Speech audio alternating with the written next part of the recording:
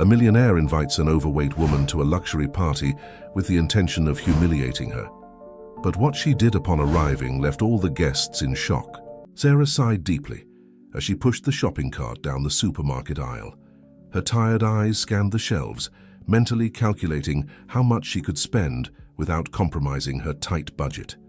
With each item she placed in the cart, she felt the weight not only of the groceries, but also of the responsibilities she carried alone. As she reached the cashier, Sarah began to unload the products, placing them on the conveyor belt. Her heart raced as the attendant started scanning the items.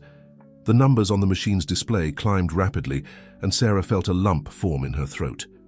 "That'll be $178.50, ma'am," said the cashier with a sympathetic smile. Sarah rummaged through her worn purse, her trembling hands searching for her wallet. As she opened it, her face paled. She was $20 short of the total. She began to sweat, feeling the impatient glares of other customers in line behind her. I'm sorry," Sarah stammered, beginning to set aside some items to return. "I'll have to leave some things." It was at that moment that a deep, imposing voice sounded behind her. "That won't be necessary, ma'am. I'll pay the difference." Sarah turned, surprised, and found herself face to face with a tall, well-dressed man of imposing appearance. His blue eyes looked at her with a mixture of curiosity and disdain. "But, sir, you don't have to," Sarah tried to argue, feeling embarrassed. "I insist," he said, extending a black credit card to the cashier. "Consider it an act of charity." The condescending tone in his voice didn't go unnoticed by Sarah, who felt her cheeks burn with humiliation. But necessity spoke louder, and she accepted the help in silence. As the cashier finalized the purchase, the man introduced himself. "Robert Thompson," he said, extending his hand. "And you are—" "Sarah," she replied hesitantly. "Sarah Miller." Robert observed her from head to toe, his gaze lingering on Sarah's plump figure, her simple clothes and her tired posture. An enigmatic smile formed on his lips. "Well, Sarah," he said, taking a business card from his pocket and handing it to her, "I'm organizing a charity event next Saturday. Why don't you show up? It might be an interesting opportunity for someone in your situation." Sarah took the card, confused and a little offended by the insinuation. Before she could respond, Robert had already walked away, leaving her with a mixture of gratitude and discomfort. As she walked home, carrying the heavy bags, Sarah couldn't stop thinking about the invitation. On one hand, she felt humiliated by Robert's attitude. On the other, she couldn't deny that a charity event could be a unique opportunity to change her life and that of her son. Upon arriving home, a small apartment in the suburbs, Sarah was greeted by the radiant smile of her son, Ethan. "Mum!" exclaimed the 10-year-old boy, running to hug her with all the strength his fragile body allowed. Sarah felt tears form in her eyes as she hugged her son. Ethan suffered from a rare disease that affected his immune system, requiring constant care and expensive medications. It was for him that Sarah had abandoned her promising career as a chef, exchanging the kitchens of starred restaurants for temporary and poorly paid jobs. As she prepared the simple dinner for the two of them, Sarah couldn't get the card Robert had given her out of her head. The event would be in a few days, and she knew she had nothing appropriate to wear, nor money to buy something new. But looking at Ethan, who was happily playing with his few toys, Sarah made a decision. She would go to the event, not for herself, but for the chance to provide a better life for her son. With renewed determination, she began to plan how she could prepare for the event that, unbeknownst to her, would completely change the course of her life. The days that followed the encounter at the supermarket were a whirlwind of emotions for Sarah. With each passing hour, she oscillated between expectation and fear of what might happen at Robert's party. While caring for Ethan and running from one odd job to another, her mind didn't stop imagining scenarios, some hopeful, others terrifying. On Thursday night, 2 days before the party, Sarah sat at the small kitchen table, hand-sewing an old dress she had found at the back of the closet. It was a simple black dress that she hadn't worn in years, since before her pregnancy. With some alterations and a bit of creativity, she hoped to transform it into something presentable for the occasion. Ethan, who was sitting on the couch watching television, coughed hard, making Sarah look up worriedly. "Is everything okay, sweetie?" she asked, dropping the needle and going to her son. "Yes, Mom," Ethan replied with a weak smile. "I'm just a little tired." Sarah placed her hand on the boy's forehead, feeling it a bit warm. Her heart tightened. Ethan's medicines were almost gone, and the salary she would receive next week would barely cover the rent. "Let's get you to bed, dear," she said softly. "You'll feel better tomorrow." After putting Ethan to bed, Sarah returned to the kitchen and stared at the half-finished dress. For a moment, she considered giving up on the absurd idea of going to the party. What could she, a simple and out-of-shape woman, do at an event full of rich and sophisticated people? But then her eyes fell on Ethan's photo on the refrigerator. In it, the boy was smiling, holding a trophy from a school science contest. Sarah remembered the gleam in his eyes when he talked about his dream of becoming a scientist and finding a cure for his own disease. With a determined sigh, Sarah picked up the needle again. She would go to the party no matter how uncomfortable she felt. For Ethan, she would face any challenge. On Friday, Sarah could barely concentrate on her work as a cleaner in an office downtown. Her thoughts were divided between worry about Ethan's health and anxiety about the party. During her lunch break, she walked to a nearby department store. With the little money she had managed to save, she bought a pair of low-heeled shoes on sale and a simple costume jewelry necklace. It wasn't much, but she hoped these small details would help her feel more confident. When she returned home that night, Sarah found her neighbor and friend, Mrs. Johnson, taking care of Ethan.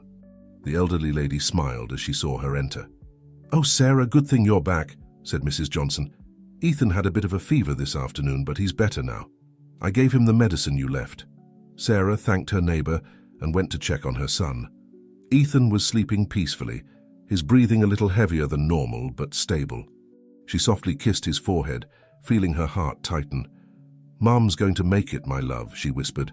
"I'm going to find a way to get your medicines and give you a better life. I promise." On Saturday, the day of the party, Sarah woke up early, a mixture of nervousness and determination running through her veins. She prepared breakfast for Ethan, made sure he took his medicines, and called Mrs. Johnson, who had offered to take care of him during the night. When the afternoon came, Sarah began to get ready. She took a long shower, trying to relax her tense muscles. She dried her hair carefully, making soft curls with her fingers. She applied simple makeup, as she hadn't done in a long time. Finally, she put on the dress she had spent hours adjusting.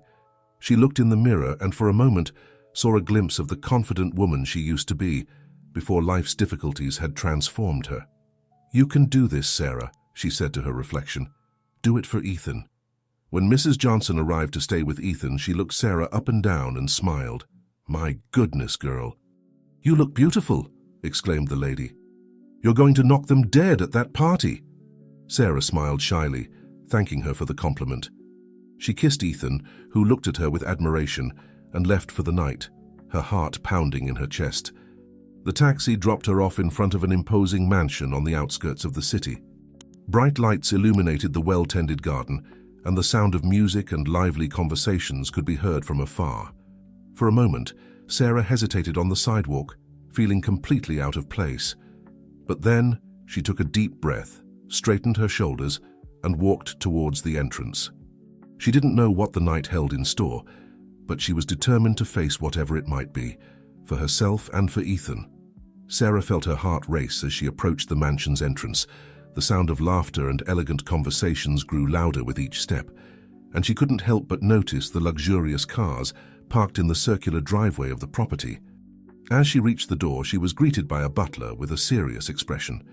"Good evening, madam. Your name, please?" "Sarah Miller," she replied, her voice trembling slightly. The butler consulted a list and, to Sarah's relief, nodded. "Welcome, Mrs. Miller. Please follow the corridor to your right." Sarah entered, her eyes widening at the luxury surrounding her. The entrance hall was decorated with expensive artwork and antique furniture that seemed to be worth more than she earned in a year. Following the butler's instructions, she walked down the corridor, the sound of her heels echoing on the marble floor. As she entered the main hall, Sarah was immediately enveloped by a sea of elegance and opulence. Women in designer dresses and men in expensive suits circulated through the environment, champagne glasses in hand and polite smiles on their faces. For a moment, she felt the urge to turn around and flee. "Ah, Sarah, you came!" Robert's voice sounded nearby, and Sarah turned to find him. He looked magnificent in a navy blue suit that accentuated his eyes. His smile, however, had a hint of malice that made Sarah feel uncomfortable. "Thank you for the invitation, Mr. Thompson," she said, trying to sound confident. "Please call me Robert," he replied, taking 2 champagne flutes from a passing waiter and offering one to Sarah. "Come, let me introduce you to some friends." Before she could protest, Sarah found herself being guided by Robert through the hall. He led her to a group of people engaged in animated conversation. "Everyone," Robert announced loudly, making them all turn to look. "This is Sarah Miller, my special guest tonight." Sarah felt all eyes on her, some curious, others clearly judgmental. She swallowed hard, fighting the urge to shrink. "Sarah," Robert continued, a strange gleam in his eyes, "why don't you tell everyone a little about yourself? I'm sure your story is fascinating." Robert's tone of voice made it clear that he expected Sarah to embarrass herself, that her fascinating story would be cause for laughter and pitying looks. But at that moment, something inside Sarah ignited. She remembered who she was, everything she had already achieved in her life before the difficulties. With a deep breath, Sarah raised her chin and began to speak. "Well, a few years ago I was the executive chef at Le Jardin restaurant," she said, her voice gaining strength with each word. "I specialized in contemporary French cuisine at the Culinary Institute of America in New York." The group around her fell silent, clearly surprised. Robert, who was about to take a sip of his drink, froze with the glass halfway to his mouth. "Le Jardin?" asked an elegant woman. "The restaurant that earned a Michelin star 5 years ago? I loved that place. What happened?" Sarah smiled, a mixture of pride and melancholy in her eyes. "Life happened," Sarah replied with a soft smile. "My son was born with a rare condition that requires constant care. I had to make a choice between my career and him. I don't regret it for a second, but..." Her voice faltered for a moment and she felt her eyes well up. But Sarah took a deep breath and continued. "But I won't lie, I miss the kitchens. The challenge of creating new dishes, working with fresh ingredients, seeing the satisfaction on customers' faces." The group around her was silent, absorbing her words.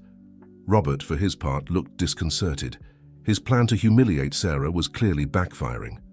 "That's fascinating, Sarah," said a middle-aged man who introduced himself as Michael Parker, a renowned food critic. "I remember trying your dishes at Le Jardin. Your fusion of French techniques with American ingredients was truly innovative." Sarah felt a flush of pride rise to her face.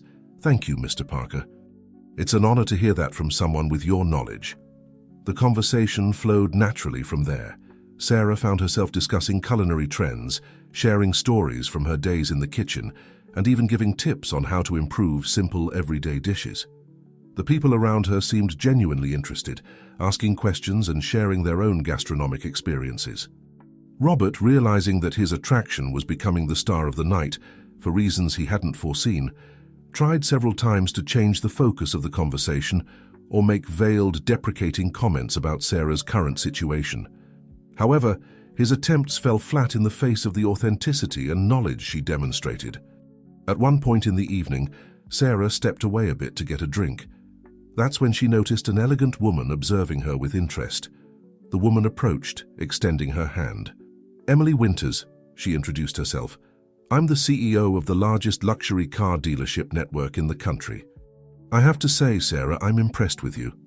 Sarah shook Emily's hand, feeling a bit intimidated by the aura of power the woman exuded.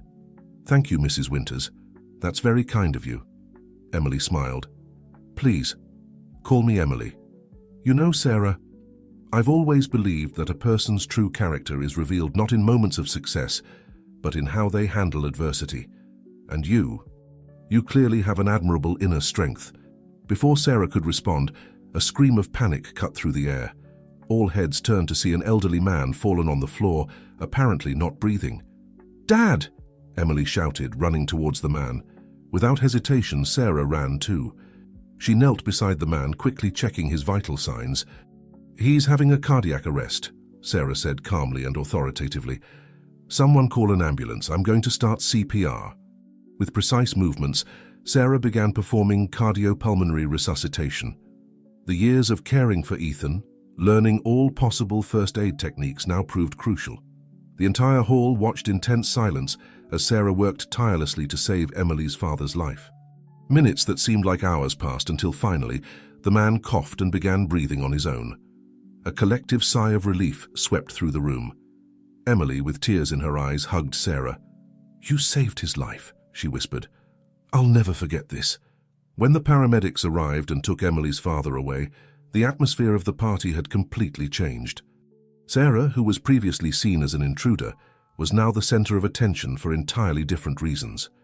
Robert, seeing his plan completely crumble, decided to make one last attempt to humiliate Sarah. "Well, it seems our special guest had her moment of glory," he said loudly, his tone laden with sarcasm. "But let's be honest, at the end of the day, she's still just a—" "Enough, Robert," Emily's firm voice interrupted him. Everyone turned to look at the powerful businesswoman who was now standing beside Sarah. "Your behavior tonight has been shameful, and since you insist on exposing people, why don't we tell everyone about the real reason for this party?" Robert visibly paled. "Emily, I don't know what you're talking about." "Oh, I think you do," Emily continued, her gaze hard. "This party isn't about charity. It's about Robert desperately trying to raise investors to save his crumbling empire. He's on the brink of bankruptcy, people." A shocked murmur ran through the hall.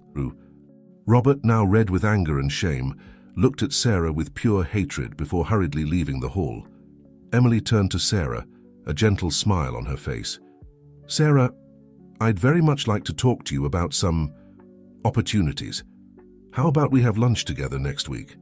Sarah, still stunned by everything that had happened, could only nod. As the party continued around her, she couldn't help but think about how her life seemed to be about to change drastically. And, for the first time in a long time, she felt a spark of hope ignite in her heart. The next morning after the party, Sarah woke up with her head spinning. The events of the previous night seemed like a distant dream, but Emily Winter's business card on her nightstand was concrete proof that it had all really happened. As she prepared breakfast for Ethan, Sarah couldn't stop thinking about Emily's offer. A lunch with one of the most powerful businesswomen in the country could be the turning point she had been hoping for. However, a pang of anxiety hit her. What if it was just a gesture of pity? What if she wasn't up to Emily's expectations? "Mum, are you okay?" Ethan's voice pulled her from her thoughts. "You look worried." Sarah smiled at her son, trying to hide her unease. "I'm fine, sweetie. Just thinking about some work stuff." Ethan looked at her with his perceptive eyes, much more mature than his 10 years would suggest. "Is it about the party last night? You came home late and seemed different." Sarah sighed, sitting down next to her son. She always tried to be honest with Ethan as much as possible. "Yes, honey, some things happened at the party and, well, we might have an opportunity to improve our situation." Ethan's eyes lit up. "Really? That's great, Mom." Seeing her son's enthusiasm, Sarah felt her determination renewed.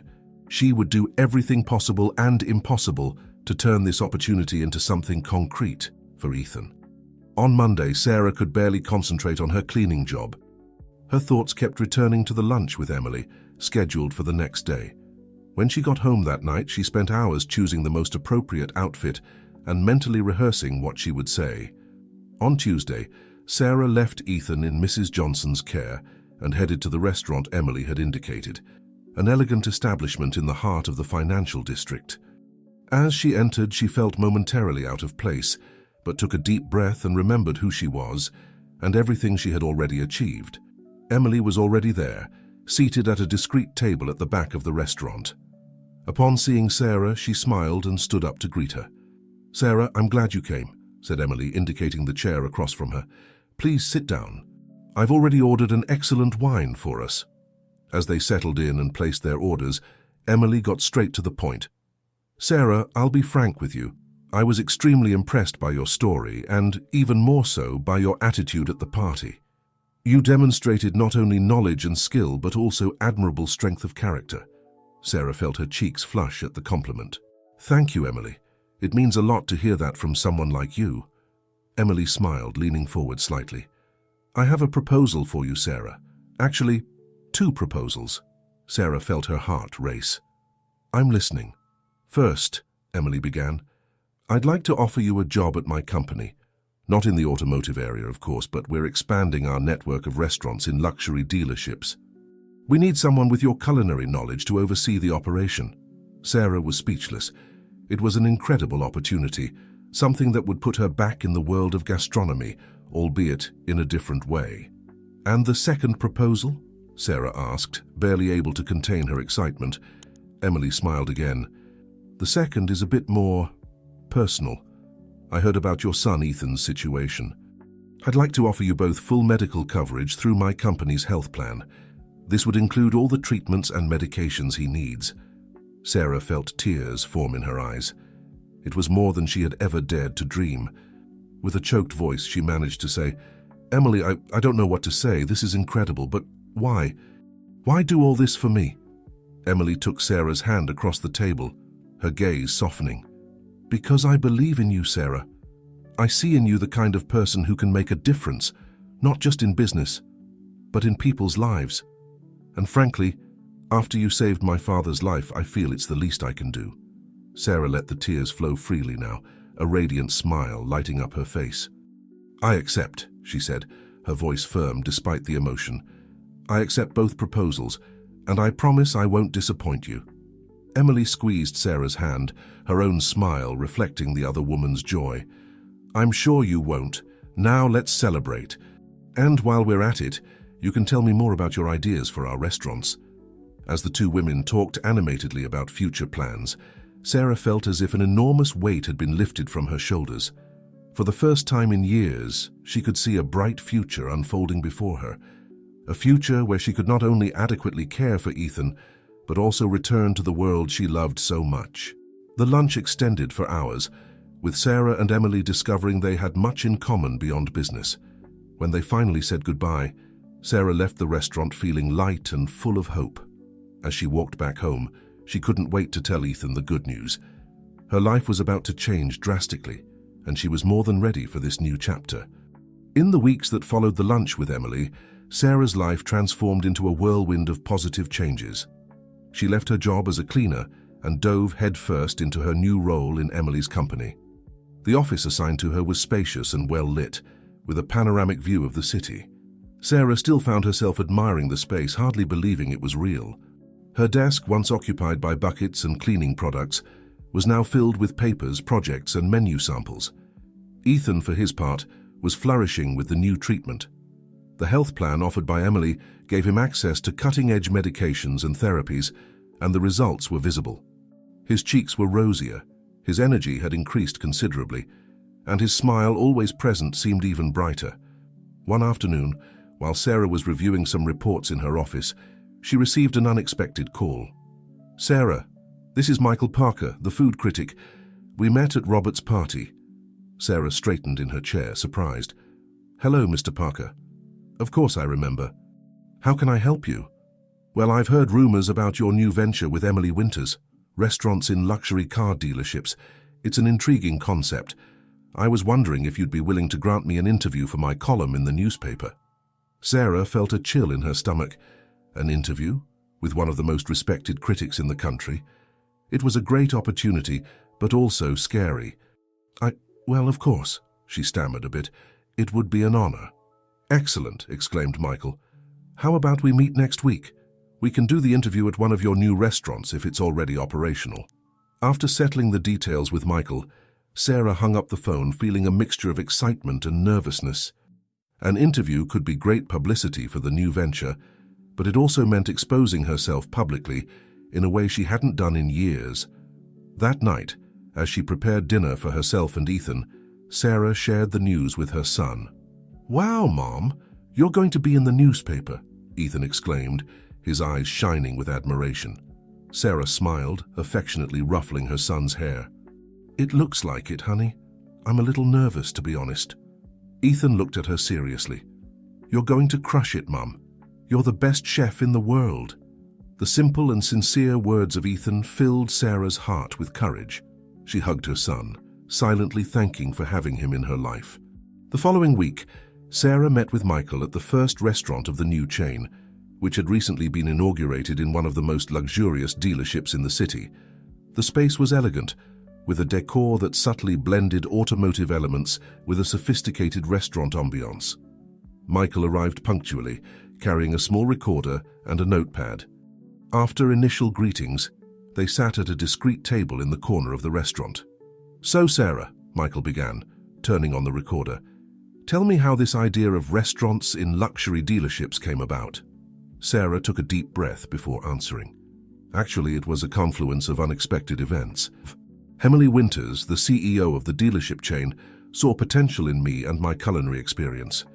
She wanted to elevate the experience of customers visiting her stores, transforming car buying into something more holistic, let's say. Michael nodded, taking notes. "And how did you adapt your culinary style to this very specific environment?" "It was an interesting challenge," Sarah smiled. "We wanted to create a gastronomic experience that would complement the luxury and sophistication of the cars, but without being intimidating. Our menu combines high gastronomy techniques with familiar ingredients, creating dishes that are both refined and accessible." The interview continued for over an hour, with Michael asking insightful questions about the restaurant concept, the menu, and future plans. Sarah surprised herself with her own eloquence and passion when talking about the project. It was as if a part of her that had been dormant for years had finally awakened. At the end of the interview, Michael turned off the recorder and smiled at Sarah. "That was fascinating, Sarah. You know, when I saw you at that party, I could sense there was something special about you. It's good to see my instincts were right." Sarah blushed at the compliment. "Thank you, Mr. Parker. That means a lot coming from you." "Please call me Michael," he replied, standing up. "And if I may offer an unofficial suggestion, don't limit yourself to supervising. Get back in the kitchen from time to time. Your talent is too great to stay just behind the scenes." With those words, Michael said goodbye, leaving Sarah immersed in thoughts. The idea of cooking professionally again was tempting, but also scary. Did she still have what it took? In the days that followed, Sarah found herself torn between excitement about the success of the new venture and a growing restlessness. Michael's words echoed in her mind, awakening a long-forgotten desire. One night, after putting Ethan to bed, Sarah went to the kitchen. Without thinking too much, she began to take ingredients out of the refrigerator and cupboards. Her hands moved with surprising familiarity, cutting, seasoning, cooking. Hours passed without her noticing. When she finally stopped, the kitchen was a mess. But before her was a dish that could easily feature on the menu of a starred restaurant. Sarah looked at her creation, feeling a wave of emotion wash over her. Silent tears ran down her face as she tasted the dish. It was good, very good. And more than that, it was a part of her that had resurfaced. At that moment, Sarah made a decision. She would not only supervise the restaurants, but also return to creating, innovating, cooking. It was time to fully embrace this new opportunity, with all the challenges and joys it would bring. The next day, Sarah scheduled a meeting with Emily to discuss her new ideas. She could hardly wait to share her renewed vision and begin this new chapter of her culinary journey. As she prepared for bed, Sarah looked at Ethan's photo on her bedside table, her heart filled with gratitude and determination. She would make everything work out, not just for her, but for her son, and for all the people who believed in her when she needed it most. The future, which once seemed so uncertain and frightening, now shone with infinite possibilities, and Sarah was ready to embrace them all, one recipe at a time. The months that followed were a whirlwind of activity for Sarah. The interview with Michael Parker had generated considerable buzz in the culinary world, and the restaurants in Emily's dealerships were quickly becoming a critical and public success. Sarah divided her time between overseeing operations, training kitchen teams, and, to her great joy, creating new dishes. She had converted a small room in the central office into a test kitchen, where she spent hours experimenting with flavor combinations and techniques. One afternoon, while Sarah was working on a new recipe, Emily entered the test kitchen, her face lit up by a smile. "Sarah, you won't believe it," Emily exclaimed, holding a tablet. "Michael Parker's review of our main restaurant has just come out. Well, see for yourself." Sarah took the tablet with trembling hands, her heart racing as she read. "In a surprising and innovative move, renowned chef Sarah Miller resurfaces in the culinary scene. this time blending haute cuisine with the world of luxury automobiles. The result is nothing short of spectacular. Each dish is a masterpiece that reflects not only impeccable technique, but also a deep understanding of the contemporary palate. The Texture Trilogy, a dish that combines 3 different preparations of the same ingredient, is particularly notable, offering a gustatory experience that is as complex as the engineering of the luxury cars surrounding the restaurant. Sarah could hardly believe what she was reading. Tears of joy began to form in her eyes. "That's not all," Emily continued, barely containing her own excitement. "Reservations have skyrocketed since the review was published, and we've received invitations for you to appear on TV shows and give interviews to gastronomy magazines." Sarah's head was spinning with all this information. It was more than she had ever dreamed of when she accepted Emily's proposal months ago. I don't know what to say," Sarah stammered, still in shock. Emily placed a comforting hand on Sarah's shoulder. "You don't need to say anything. You deserve this, Sarah. Your talent, your dedication, your resilience, all of this brought you here. I'm proud of you and honored to be part of this journey." That night, Sarah celebrated with Ethan. They made a special dinner together, with Ethan helping in the kitchen, his eyes shining with admiration as he watched his mother work. "Mum," Ethan said as they savored dessert, "do you think one day I could be a great chef like you?" Sarah smiled, her heart overflowing with love. "Sweetheart, you can be whatever you want. Chef, scientist, or anything else your heart desires. The important thing is that you follow your dreams and never give up, no matter how difficult things seem." Sarah's words carried the weight of her own journey, of the difficulties she had faced and overcome. She knew the path wouldn't always be easy for Ethan, but she was determined to be by his side, supporting him every step of the way. In the weeks that followed, Sarah's life became a roller coaster of emotions and experiences. She made appearances on cooking shows, gave interviews to renowned magazines, and even began planning a cookbook. However, amidst all the frenzy of success, Sarah never lost sight of what was really important. She made sure to be home every night to have dinner with Ethan, help him with homework and put him to bed. Weekends were sacred, dedicated to park outings, home movie sessions, and of course, lots of culinary experimentation. One day, as Sarah was leaving a particularly stressful meeting about the restaurant chain's expansion, she received an unexpected call. It was Robert Thompson. "Sarah?" Robert's voice sounded different, almost humble. I need to talk to you, it's important." Sarah hesitated for a moment, remembering the last time she saw Robert, how he tried to humiliate her. But something in his tone of voice made her pause. "All right, Robert," she finally replied. "We can meet tomorrow at the cafe near my office." As she hung up the phone, Sarah couldn't help but wonder what Robert could want. Was it another attempt at manipulation, or had something really changed?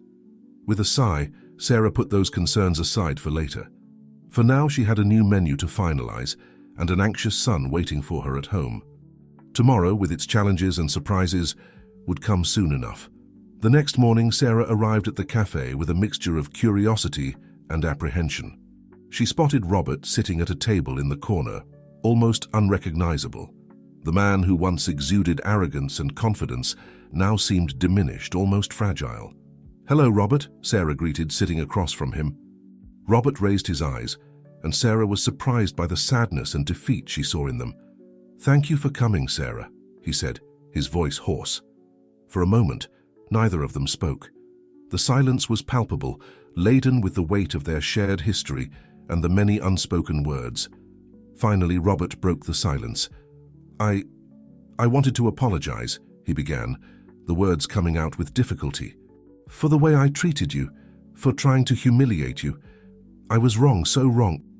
Sarah observed the man before her, noting the deep, dark circles under his eyes, the hunched posture. This wasn't the Robert she had met months ago. "What happened, Robert?" she asked softly. Robert let out a bitter laugh. "What happened? I lost everything. My company went bankrupt. My friends abandoned me." He paused, swallowing hard. "Then I was diagnosed with a rare disease, the same one your son has." Sarah felt as if the air had been sucked from her lungs. Of all the things she expected to hear, this certainly wasn't one of them. "Robert, I "I'm sorry," she said, genuinely moved. He shook his head. "Don't be. It's karma, I suppose. I spent my entire life looking down on people like you, thinking I was better, untouchable. And now I understand. I understand the daily struggle, the constant fear, the uncertainty of the future." Sarah reached out, gently touching Robert's arm. "No one deserves to go through this, Robert. Not even you." Robert looked at her hand, his eyes filling with tears. "I don't deserve your compassion, Sarah, not after what I did." "Maybe not," Sarah agreed. "But this is what makes us human, isn't it? The capacity to forgive, to have empathy, even with those who have hurt us." They sat in silence for a few moments, each absorbing the weight of that conversation. "Sarah," Robert finally spoke, his voice almost a whisper. "I know I have no right to ask this, but I need help. The doctors here don't know how to treat my condition, and I heard there's an experimental treatment in Europe, but I no longer have the resources to—" Sarah raised her hand, interrupting him. "Tell me more about this treatment." In the minutes that followed, Robert explained about the innovative therapy that was showing promising results for people with his condition. Sarah listened attentively, her mind already working on possibilities. "All right," she said finally. "I'll see what I can do." "I can't promise anything, Robert, but I'll try to help." Robert's eyes widened in surprise and gratitude. "Sarah, I don't know how to thank you. After everything I did—" Sarah raised her hand, interrupting him again. "I'm not doing this for you, Robert. I'm doing this because I know what it's like to fight against a disease that no one fully understands. I'm doing this for my son, and for all the other people who suffer from similar conditions. If this treatment works for you, it could open doors for other patients in the future." Robert nodded, swallowing hard. "I understand, and I promise that if I manage to overcome this, I'll do everything I can to give back, to help other people in the same situation." Sarah smiled slightly. "That would be a good start for your redemption, Robert." In the days that followed, Sarah immersed herself in research about the treatment Robert had mentioned. She used her new contacts in the world of gastronomy and business to obtain more information and eventually secured a consultation with one of the doctors involved in the study. A week later, Sarah invited Robert for dinner at her home. When he arrived, he seemed nervous and out of place, a stark contrast to the confident man she had met months ago. "Good evening, Robert," Sarah greeted him, opening the door. "Please, come in." Robert entered hesitantly, his eyes scanning the modest but welcoming apartment. "Thank you for having me, Sarah." "Mum, who is it?" Ethan's voice sounded from the living room. Sarah smiled. "Ethan, this is Mr. Thompson. He's going to have dinner with us today." Ethan appeared at the door, looking curiously at the visitor. Robert seemed to freeze for a moment, his eyes fixed on the boy. "Hello, Mr. Thompson," Ethan said politely. "My mom's food is the best in the world. You'll love it." Robert smiled weakly, clearly emotional. "I'm sure I will, Ethan." During dinner, the conversation flowed surprisingly well. Ethan, with his natural curiosity, asked Robert several questions about his life and work. Robert, in turn, seemed fascinated by the boy's intelligence and maturity. After dessert, Sarah asked Ethan to go to his room to do his homework. When they were alone, she turned to Robert. "I have good news," she began. "I managed to speak with Dr. Anderson, who is leading the study on the new treatment. He agreed to evaluate you for possible inclusion in the program." Robert's eyes filled with tears. "Sarah, I don't know what to say. How did you manage this?" Sarah smiled. "Let's say my new position gave me some useful contacts. Also, Dr. Anderson became interested when I mentioned that you have the same condition as Ethan. He thinks studying both cases can provide valuable insights." Robert looked in the direction of Ethan's room, a look of understanding dawning on his face. "So that's why you invited me to dinner, for me to meet Ethan?" Sarah nodded. "Yes. I wanted you to see that despite the challenges, it's possible to live a full and happy life. Ethan is proof of that. He's an amazing kid," Robert said softly. "You've done a wonderful job raising him." "Thank you," Sarah replied. "It wasn't easy, but every challenge was worth it." They sat in silence for a moment, each immersed in their own thoughts. "Sarah," Robert finally spoke, his voice laden with emotion, "I know I don't deserve your help or your forgiveness, But I promise that if this treatment works, I'll dedicate the rest of my life to making a difference, to helping people like Ethan, like me." Sarah looked into Robert's eyes and saw genuine sincerity. "That's all I ask, Robert. That you use this second chance to do good." When Robert left that night, Sarah felt a weight lifted from her shoulders. She hadn't realized how much the resentment towards Robert was still affecting her until that moment. Lying in bed later, Sarah reflected on the events of the past few months. Her life had changed drastically, in a way she could never have predicted. And now, she was in a position to not only care for her son, but also make a difference in the lives of other people. With a smile, Sarah closed her eyes, grateful for the path life had carved for her, and eager for what the future held. The following months brought a series of exciting developments for Sarah and her family. The success of the restaurants in Emily's dealerships continued to grow, with new units being opened in other cities. Sarah found herself traveling frequently, overseeing new openings and training kitchen teams. Meanwhile, Ethan continued to thrive with his new treatment. His health had improved significantly, allowing him to participate more actively in school and extracurricular activities. Sarah watched with pride as her son flourished, not only physically but also in his passion for science and cooking. One afternoon, while Sarah was working in her home office developing a new menu for the next restaurant opening, Ethan came in, carrying a science project. "Mom, look," he exclaimed, his eyes shining with excitement. "I won first place in the school science fair." Sarah smiled broadly, hugging her son. "That's wonderful, sweetheart. I'm so proud of you. What was your project about?" Ethan began to explain animatedly about his experiment, which investigated how different temperatures affected food textures. Sarah listened attentively, impressed by how her son had combined his interest in science with the passion for cooking he had inherited from her. "You know, Mom," Ethan said after finishing his explanation, "I was thinking, what if we created a special dish for your restaurant based on this research? Something that would show how temperature can completely change the eating experience." Sarah looked at her son, an idea beginning to form in her mind. "Ethan, that's brilliant. In fact, I think we can do something even bigger with this idea." In the days that followed, Sarah worked tirelessly on a new concept. She wanted to create not just a dish, but a complete experience that combined science and gastronomy. With Ethan's help, she developed a tasting menu that took diners on a journey through the transformations that heat and cold could provide to food. When she presented the idea to Emily, the businesswoman was immediately enthusiastic. "Sarah, this is exactly the kind of innovation we were looking for," Emily exclaimed. "How about we make this a special event? We can invite critics, renowned chefs, and even scientists to experience this new concept." Sarah agreed, although she felt a twinge of nervousness. It was a risky bet, but she believed in the concept and, more importantly, believed in the work she and Ethan had done together. The weeks leading up to the event were intense. Sarah and her team worked tirelessly to perfect every detail of the menu. Ethan, excited about his role as junior scientific consultant, spent hours in the kitchen with his mother, testing and refining the preparations.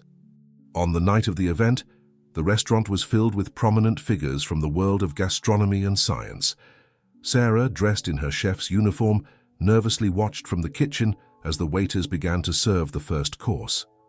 "Everything will be fine, Mom," Ethan whispered, holding her hand. "We practiced a lot." Sarah smiled at her son, feeling a wave of gratitude and love. "You're right, sweetie. Let's go, we have a show to put on." The menu began with a contrast appetizer, where guests were served two spheres identical in appearance, but one was frozen and the other hot. When bitten, they revealed completely different flavors, demonstrating how temperature could transform the perception of taste. As the night progressed, murmurs of approval and exclamations of surprise filled the restaurant. Each dish was a demonstration not only of Sarah's culinary skill, but also of the scientific principles behind food transformations. The main course, dubbed Thermal Equilibrium, was a masterpiece of culinary engineering. It consisted of a dish divided into hot and cold sections, with elements that transformed as the diner mixed them, creating new textures and flavors. At the end of the meal, Sarah and Ethan came out to greet the guests. The reception was warm, with many compliments and enthusiastic questions about the concept. Michael Parker, the food critic, approached with a wide smile. Sarah, this was simply extraordinary. You not only elevated gastronomy to a new level, but you also managed to make science delicious and accessible. Sarah smiled, putting her arm around Ethan's shoulders. Actually, the credit goes to this young scientist here. It was his science project that inspired the whole concept. Ethan blushed at the praise, but his eyes shone with pride. The event was a resounding success. In the weeks that followed, Sarah's restaurant saw a significant increase in demand, with many customers eager to try the innovative tasting menu. More importantly, the experience had further strengthened the bond between Sarah and Ethan. They had created something together, uniting their passions and talents in a way neither of them could have imagined before. One night, as they prepared dinner together at home, Ethan looked at Sarah with a smile. "Mom," he said, "when I grow up, I want to be a chef scientist like you." Sarah laughed, hugging her son. "You already are a chef scientist, my love, and I'm sure you're going to do amazing things in the future." As they continued to cook, Sarah reflected on how much their lives had changed. From moments of despair and uncertainty, they had reached a place of joy, success, and above all, love. And she knew that together, they could face any challenge the future might bring. The success of the Science in the Kitchen event catapulted Sarah and her restaurants to a new level of recognition. Invitations for lectures, TV show appearances, and even proposals to write a book started pouring in. Sarah found herself torn between the excitement of new opportunities and the concern of maintaining balance between her rising career and her role as a mother. One morning, while having coffee with Ethan before taking him to school, Sarah received a call from Emily. "Sarah, I have incredible news." Emily's voice sounded excited over the phone. "We've received an invitation to open a pop-up restaurant in Paris during Fashion Week. It's a unique opportunity to present our concept internationally." Sarah's heart raced at the news. Paris, the world capital of gastronomy. It was a dream she didn't even know she still had. But then, her eyes fell on Ethan, who was watching her curiously from across the table. "Emily, this is... wow," Sarah responded, her voice mixing excitement and hesitation. "How long would this project last?" "It would be a 2-month commitment," Emily explained. 1 month of preparation and 1 month of operation during the event. "I know it's a long time, but think of the doors this could open." Sarah felt a knot form in her stomach. 2 months away from Ethan seemed like an eternity. "Can I think about it for a bit? I need to talk to Ethan first." Of course," Emily responded understandingly. "Take the time you need. But don't take too long, we need to give an answer by the end of the week." After hanging up, Sarah turned to Ethan, who was looking at her with a mixture of curiosity and concern. "What is it, Mom? You look worried," Ethan asked. Sarah sighed, sitting down next to her son.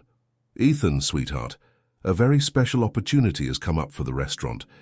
We've been invited to open a temporary restaurant in Paris." Ethan's eyes lit up. "Paris? Wow, Mom, that's amazing." "It is," Sarah smiled, touched by her son's enthusiasm. "But it would mean I'd have to be there for 2 months. Ethan's smile faltered a little. 2 months, that's quite a long time." Sarah nodded, feeling her heart tighten. "That's why I want to talk to you about it. Your opinion is very important to me. What do you think?" Ethan was silent for a moment, clearly thoughtful. Finally, he looked at Sarah with a determination surprising for someone so young. "I think you should go, Mom," he said firmly.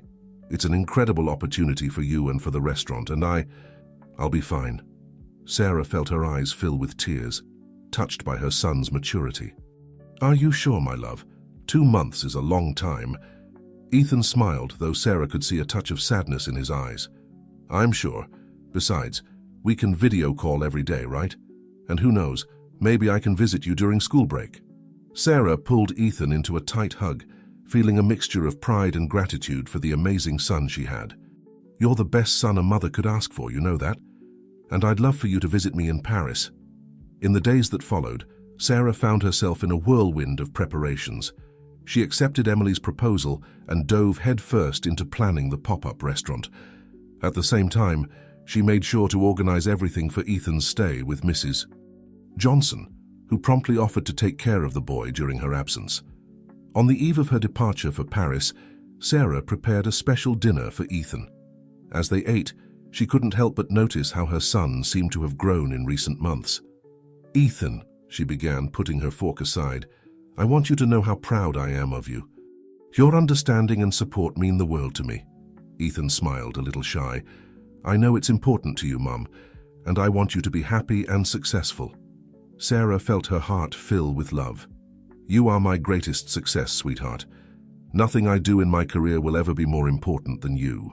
The next morning at the airport, Sarah hugged Ethan for a long time, fighting back tears. "Remember," she said, adjusting his jacket, "video call every night. And if you need anything at all, call me immediately, no matter what time it is." Ethan nodded, his eyes also watery. "I'll be fine, Mom. Good luck in Paris. Show them what an American chef can do." With one last hug and a kiss, Sarah headed to the boarding gate, looking back several times to see Ethan waving. The trip to Paris was long, and Sarah spent most of the time reviewing her plans for the pop-up restaurant. When she finally landed, she was greeted by a team from Emily's company, who took her directly to the location where the restaurant would be set up. The space was stunning, an old building in the heart of Paris overlooking the Seine. But Sarah barely had time to admire the view before being engulfed in a series of meetings with suppliers, designers, and her newly formed kitchen team. The days that followed were a race against time. Sarah worked from dawn to dusk, overseeing every detail of the restaurant setup, from decoration to menu elaboration. Her nights were dedicated to long video calls with Ethan, where she shared the day's emotions and challenges, and he told her about his classes and scientific experiments. A week before the official opening, during one of the few moments of free time she had, Sarah decided to take a walk through the streets of Paris. As she walked along the banks of the Seine, she couldn't help but think about how her life had changed. Just a year ago, she could barely pay the bills, and now she was about to open a restaurant in one of the most prestigious cities in the world. Her thoughts were interrupted by the ring of her phone. It was Emily. "Sarah," Emily's voice sounded tense. "We have a problem." The food critic from Le Figaro managed to get a reservation for opening night. If he doesn't like it, it could ruin everything before we even start. Sarah felt a chill in her stomach. Le Figaro was one of the most influential newspapers in France, and its review could make or break the restaurant's success. "I understand," Sarah responded, trying to stay calm. "I'll review the menu one more time, make sure everything is perfect." After hanging up, Sarah looked at the river, feeling the weight of responsibility on her shoulders. She thought of Ethan, of everything they had been through together, of how he had supported her in this adventure. She couldn't disappoint him or herself. With renewed determination, Sarah returned to the restaurant. She gathered her team and explained the situation. "We're going to create something special," she said, her eyes shining with inspiration. "Something that combines the best of American cuisine with French techniques. We're going to show them what we can do." As the team dispersed to begin preparations, Sarah picked up her phone and called Ethan. "Hi, Mom." Ethan's cheerful voice instantly calmed her. "Hi, my love," Sarah smiled. "Listen, I need your help with something. Remember that experiment we did about how different temperatures affect the taste of food? I think we can use that to create something really special here." As Sarah and Ethan discussed ideas, she felt a wave of confidence envelop her. With her son by her side, even if at a distance, she knew she could face any challenge. The restaurant in Paris wouldn't just be a success, it would be a celebration of everything she and Ethan had achieved together. The days leading up to the opening of the pop-up restaurant in Paris were a whirlwind of frenzied activity. Sarah barely slept, dividing her time between the kitchen, where she tested and perfected each dish on the menu, and the rest of the restaurant, where she supervised the final details of decoration and service. The idea that she and Ethan had developed together became the centerpiece of the menu, a dish that changed temperature and texture as it was consumed, providing a unique gastronomic experience that blended French techniques with typically American ingredients and flavors. On the morning of the grand opening, Sarah woke up before the alarm, her stomach in knots. She made her usual morning video call with Ethan, who greeted her with a radiant smile. "Today's the big day, Mom," exclaimed Ethan, practically vibrating with excitement. "You're going to crush it." Sarah smiled, feeling her nervousness diminish a bit with her son's enthusiasm. "Thank you, my love. I wish you were here." "Me too," Ethan said, his smile faltering for a moment. "But I'll be there in spirit. Remember our good luck ritual.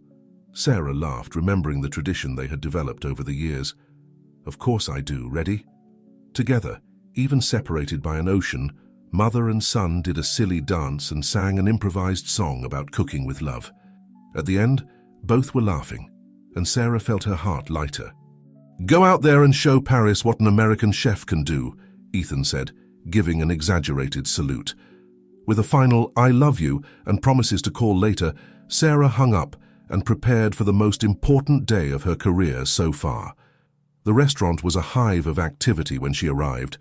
Her team, a carefully selected mix of French and American chefs, was already in place awaiting her instructions. Très bien, équipe, Sarah began, mixing French and English in her opening speech. Today is the day we show the world what happens when we unite the best of two rich culinary cultures. Remember, we cook not only with our hands, but with our hearts. Let's go. The hours flew by as they prepared everything for the night. As the sun began to set over Paris, casting a golden glow over the Seine, the first guests began to arrive. Sarah nervously watched from the kitchen as the restaurant filled up. Critics, celebrities, renowned chefs, they were all there to experience Paris's new gastronomic sensation. And then he arrived. The critic from Le Figaro, easily recognizable by his imposing figure and the little notebook he always carried. Sarah felt her heart skip a beat. It's him, she whispered to her sous chef. The critic from Le Figaro. The sous chef nodded, his expression serious. Don't worry, chef. We're ready. As the night progressed, Sarah coordinated the kitchen with military precision, ensuring that each dish that went out was perfect. From time to time, she peeked into the dining room, observing the guests' reactions. The main course, the one she and Ethan had created together, seemed to be a particular success. Sarah could see the diners' faces light up with surprise and delight as they experienced the changes in temperature and texture. Finally, it was time to serve the critic from Le Figaro. Sarah insisted on preparing the dish herself, putting all her heart and skill into every element. For the critic, she said, handing the plate to the waiter. Welcome to our world. Sarah anxiously watched as the waiter served the dish. The critic examined the presentation for a moment before picking up his cutlery. With her heart in her throat, Sarah saw him take the first bite to his mouth. For a moment, his expression remained neutral. Then, slowly, a smile began to form on his lips. He closed his eyes, savoring the dish, and Sarah could see him make an enthusiastic note in his little notebook. A sigh of relief escaped her lips. She knew it was still too early to claim victory, but that initial reaction was promising. The night continued, and Sarah barely had time to breathe between coordinating the kitchen and occasionally coming out to greet the guests. When the last customer finally left and the team began to clean up, Sarah allowed herself to collapse into a chair, exhausted but radiant. Emily, who had flown to Paris for the inauguration, approached with 2 glasses of champagne. A toast, she said, handing a glass to Sarah, to the resounding success of this night. Sarah smiled, accepting the glass. Thank you, Emily, for believing in me and giving me this opportunity. They toasted, the clinking of glasses echoing in the now empty restaurant.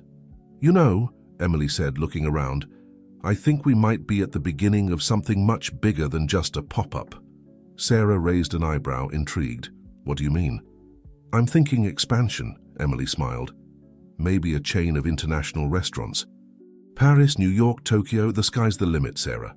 Sarah's mind spun with the possibilities. It was an exciting prospect, but also frightening. Before she could respond, her phone rang. It was Ethan. Hi, Mom. Ethan's excited voice sounded as soon as she answered. How was it? Tell me everything. Sarah smiled, feeling a wave of love and longing. It was amazing, my love.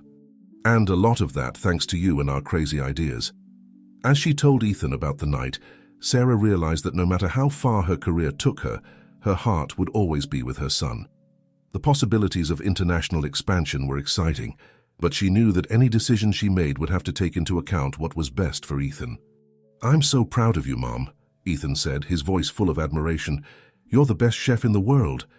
With tears in her eyes, Sarah softly replied, And you're the best son in the world, my little chef scientist. As she hung up, Sarah looked out the window at the illuminated city of Paris. She had achieved so much, overcome so many obstacles.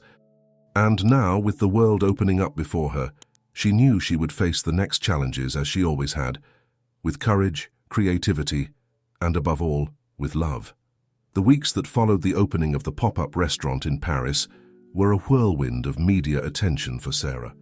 The review from Le Figaro, published just 2 days after the opening, was nothing short of stellar. The critic praised not only the innovative fusion of French techniques and American ingredients, but also Sarah's creativity and boldness in challenging culinary conventions. The restaurant quickly became the hottest spot in Paris, with reservations booked out weeks in advance. Renowned chefs, celebrities, and even politicians lined up to experience Sarah's cuisine. Amidst all this excitement, Sarah maintained her daily calls with Ethan.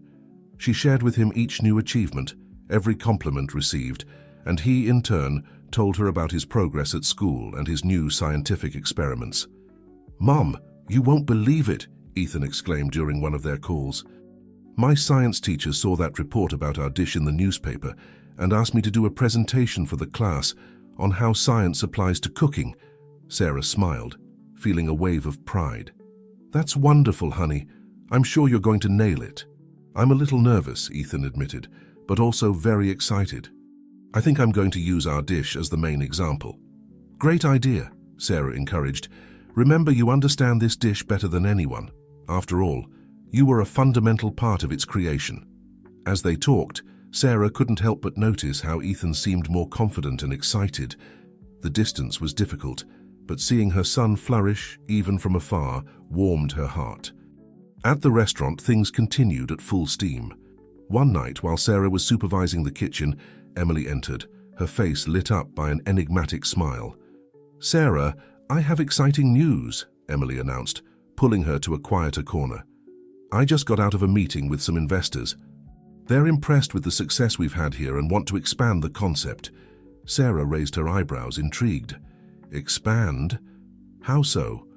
"They propose opening permanent restaurants in other major cities," Emily explained, her eyes shining with enthusiasm. "New York, Tokyo, London. The whole world wants to taste your food, Sarah." For a moment, Sarah was speechless. It was an incredible opportunity, something she had barely dared to dream of a few months ago. But then Ethan's face appeared in her mind. "Emily, this is... wow," Sarah began, choosing her words carefully. "It's an incredible proposal, but I need to think about Ethan. I can't be traveling the world and leaving him alone." Emily nodded, understanding. "I get it, Sarah. And that's why the proposal includes the option for you to establish a base in any of these cities. You could choose where to live with Ethan and oversee the other operations from there." Sarah blinked, surprised. That would change everything." "Think about it," Emily said gently. "Talk to Ethan. We don't need an immediate answer, but the investors would like to know your decision by the end of the month." That night, after service, Sarah walked the streets of Paris, her mind a whirlwind of thoughts. She found herself stopping in front of the Eiffel Tower, the city lights reflecting in the waters of the Seine. She took her cell phone out of her pocket and, despite the late hour in the US, called Ethan. "Mom?" Ethan's sleepy voice answered. "Is everything okay?" "Yes, sweetie," Sarah replied softly. "Sorry to wake you up. I just needed to hear your voice." She told Ethan about the expansion proposal, carefully explaining what it could mean for them. "Wow," Ethan exclaimed, sounding much more awake. "That's incredible, Mom, but what do you think?" Sarah sighed. "Honestly, I'm torn. It's an incredible opportunity, but you're worried about me," Ethan completed. "Yes," Sarah admitted. "Moving to another country would be a big step. Your school, your friends, your routine. Everything would change." There was a moment of silence on the other end of the line. When Ethan spoke again, his voice was full of a maturity that surprised Sarah. "Mom, remember when you decided to come to Paris? I supported you because I knew how much it meant to you. And look what happened. You're fulfilling your dreams, and I couldn't be more proud." Sarah felt tears form in her eyes. "Oh, Ethan, I think you should accept," Ethan continued.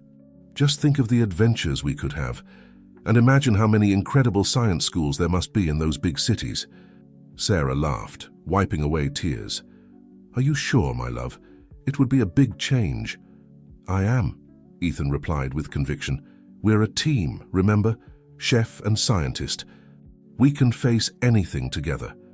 At that moment, looking at the Eiffel Tower and hearing her son's confident voice, Sarah felt a wave of certainty envelop her. They really could face anything together. Okay then, she said, a smile forming on her lips. Let's do this. Let's conquer the culinary world, you and me. Yeah, Ethan cheered. But Mum. Yes, sweetie. Can we choose New York? I've always wanted to visit the Museum of Natural History. Sarah laughed, her heart overflowing with love and gratitude for the amazing son she had. Of course we can, my love. New York better get ready for the dynamic duo of chef and scientist. As she hung up the phone, Sarah looked once more at the city of Paris, the city that had changed her life in so many ways. She knew the challenges ahead would be great, but with Ethan by her side, she felt ready to face the world. The future was bright and full of possibilities, and Sarah could hardly wait to see what the next chapter of her life held for her and her son. The months that followed Sarah's decision were a whirlwind of activity. After many discussions with Emily and the investors, it was decided that the first permanent restaurant would indeed be opened in New York, with Sarah taking on the role of executive chef and creative director of the new international chain. The news of the expansion caused a stir in the culinary world. Newspapers and gastronomy magazines from around the world were scrambling to get interviews with Sarah, eager to know more about her future plans. Meanwhile, back in the US, Sarah and Ethan were preparing for the big move. There was so much to be done: selling the apartment, organizing the movie, taking care of visas and necessary documentation. Sarah was surprised by Ethan's efficiency in helping with the preparations, always excited and full of ideas for their new life. One afternoon, while packing Ethan's belongings, Sarah found an old photo album. As she opened it, she was flooded with memories. Photos of her pregnant, Ethan as a newborn, his first steps, birthdays. "What's that, Mum?" Ethan asked, noticing Sarah's nostalgic expression. She smiled, pulling him to sit beside her. "These are our memories, sweetie. Look how small you were."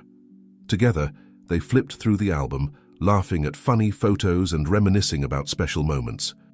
When they came to a photo of Ethan in the hospital, connected to various tubes and machines, Sarah felt a lump in her throat. "This was taken right after we discovered your condition," she explained softly. "Those were difficult times, but look at you now." Ethan looked at the photo for a long moment. "You know, Mom," he finally said, "I think it was because of all this that we decided to be such a good team, isn't it? Chef and scientist facing the world together." Sarah hugged her son, moved by his perception. "You're right, my love. We've been through a lot together, and it's only made us stronger." As the day of departure approached, Sarah found herself torn between excitement for the new beginning and nostalgia for leaving behind the place that had been her home for so long. She organized a small farewell party with close friends, including Mrs. Johnson, who couldn't hold back her tears. "Oh, Sarah," Mrs. Johnson said, hugging her tightly. "Who would have thought that the young single mother I met years ago would become an internationally renowned chef? I'm so proud of you, my dear." On the eve of their departure, Sarah received a surprise visit. It was Robert. I heard you're leaving," he said, looking a bit uncomfortable. "I wanted to come wish you good luck in person." Sarah invited him in, noticing how different he looked, more humble, less arrogant. Robert told her about his treatment, which was showing promising results, and how the experience had changed his perspective on life. "Sarah," he said, his voice laden with emotion, "I never properly thanked you for everything you did for me. You could have turned your back on me after how I treated you, but instead, you helped me. I'll never forget that." Sarah smiled, touched by Robert's sincerity. "I'm glad the treatment is working out, Robert, and I hope you continue to use your second chance to do good." When the day of departure finally arrived, the airport was full of emotions. Friends, family, and even some fans who had discovered about the trip came to say goodbye. Ethan, excited about the adventure that awaited them, could barely contain his energy. As they waited in the boarding line, Sarah felt a hand touch her shoulder. It was Emily. "I thought we had already said our goodbyes," Sarah said, surprised. Emily smiled. "I couldn't let you leave without one last farewell, and without this." She handed Sarah an envelope. Curious, Sarah opened it. Inside were official documents naming her as a minority partner in the company. "Emily, this is," Sarah began, at a loss for words. "It's the least you deserve," Emily said firmly. "You're not just an employee, Sarah. You're the soul of this business. And I want you to have a real stake in its success." With tears in her eyes, Sarah hugged Emily. "Thank you," she whispered, "for everything." Finally, it was time to board. With Ethan by her side, Sarah took one last look back at the country that would always be her home, no matter where she was. Then, hand in hand with her son, she turned to face the future. As the plane took off, carrying them towards New York and a new chapter in their lives, Sarah felt a mix of emotions: nostalgia, gratitude, nervousness, and above all, immense excitement for what was to come. "Ready for our new adventure, Chef Scientist?" she asked Ethan, smiling. Ethan returned the smile, his eyes shining with excitement. "More than ready, Chef Mom." "New York, here we come!" And so mother and son set off towards the unknown, ready to face together the challenges and joys that the future held for them. Sarah's story, which had begun with difficulties and uncertainties, was now opening up to a world of possibilities. And she knew that no matter what lay ahead, with Ethan by her side, she could conquer anything. The plane landed at John F. Kennedy International Airport on a sunny September morning. Sarah and Ethan, their faces pressed against the window, watched in wonder as the immensity of New York unfolded before them. The skyscrapers of Manhattan glimmered in the distance, a sight they had only seen in movies and photographs until now. "Wow, Mom!" exclaimed Ethan, his eyes wide with excitement. "That's even more incredible than I imagined." Sarah smiled, feeling a mixture of nervousness and anticipation. "It really is, sweetie. Our new home." As they disembarked, they were greeted by a small entourage from Emily's company. Among them was Jessica, a young executive who had been assigned to help Sarah and Ethan in their transition to life in New York. "Welcome," Jessica greeted them warmly. "I hope you had a good trip. We're all very excited to have you here." The journey from the airport to the apartment that had been prepared for them was quite an experience. Ethan couldn't take his eyes off the window, enthusiastically pointing out each new view of the city. When they arrived at the apartment, located in an elegant building on the Upper West Side, Sarah could hardly believe it. It was spacious, beautifully decorated, and, to her surprise, already had some personal touches, including photos of her and Ethan in frames on the fireplace. "Emily wanted you to feel at home from the very first moment," Jessica explained, noticing Sarah's emotional look. After Jessica said goodbye, promising to return the next day to help them with the necessary formalities, Sarah and Ethan explored their new home. Ethan's room was already equipped with a desk full of scientific equipment, clearly chosen with his interests in mind. "Mom, look at this!" Ethan shouted from his room. "There's even a microscope." Sarah smiled, marveling at the care and attention to detail that Emily and her team had devoted to making them feel welcome. In the days that followed, Sarah and Ethan dove headfirst into their new New York life. Jessica helped them with all the necessary bureaucracy, from obtaining documents to enrolling Ethan in an international bilingual school that offered an advanced science program.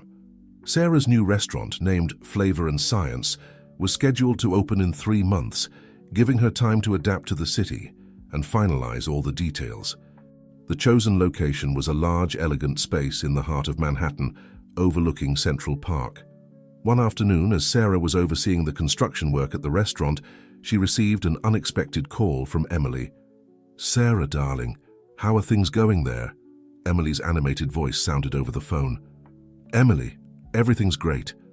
The restaurant is looking amazing and Ethan is adapting very well to the new school." "Excellent. Listen, I have exciting news. Food and Wine magazine wants to do a cover story about you and the new restaurant.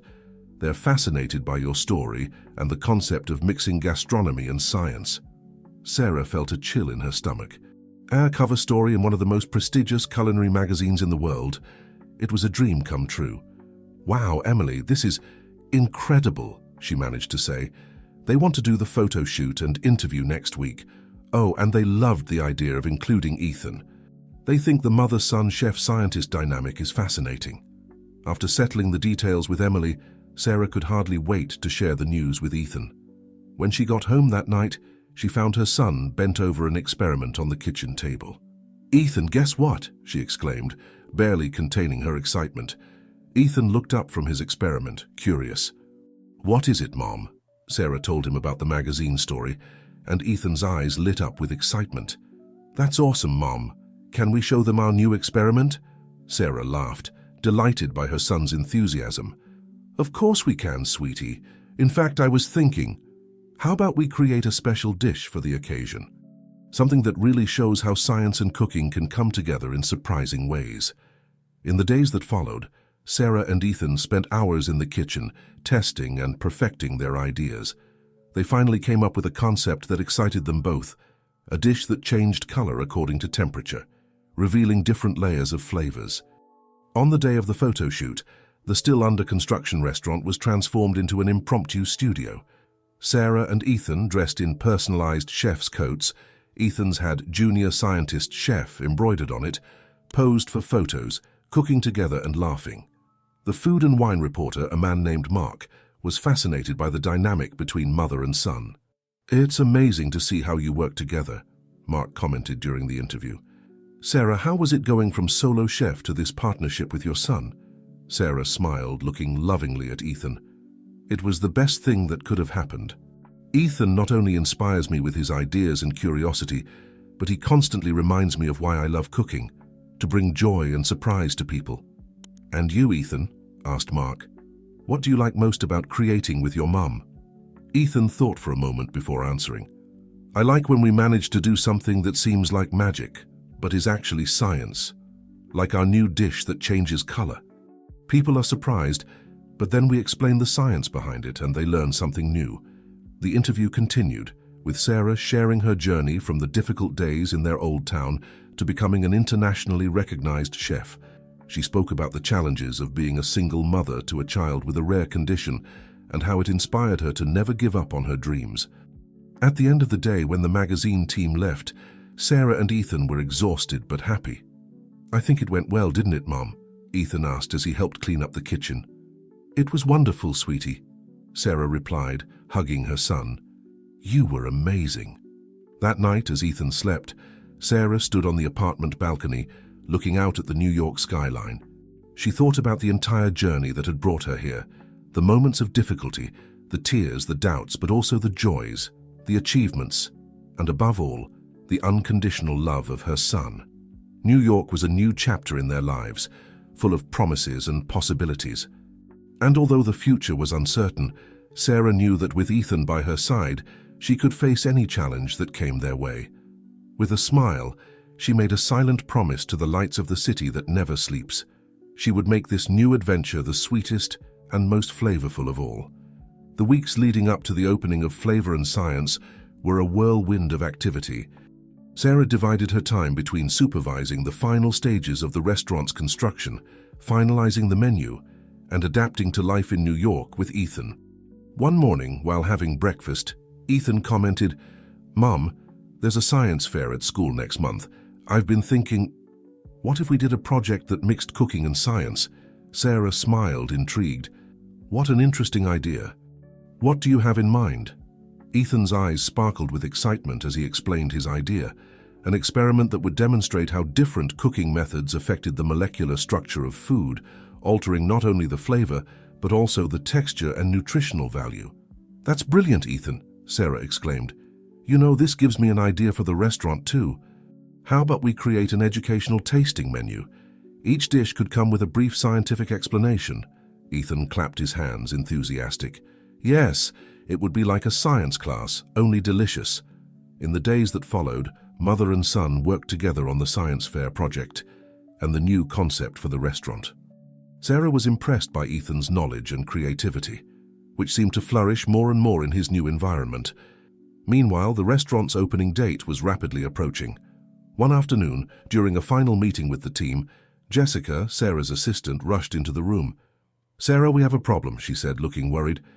"The main organic ingredient supplier just informed us that they won't be able to meet our demand for the opening. Something about a bad harvest." Sarah felt her stomach sink.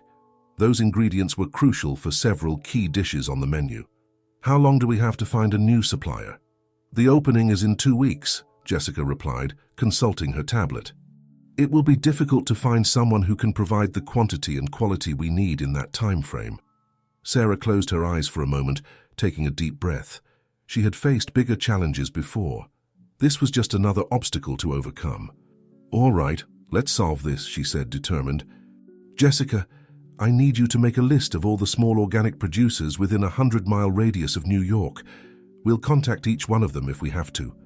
In the hours that followed, Sarah and her team worked tirelessly, making calls, sending emails, and even organizing quick visits to some nearby farms.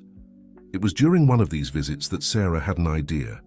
What if, she said to Jessica as they were returning to the city, instead of relying on a single large supplier, we created a network of small local producers.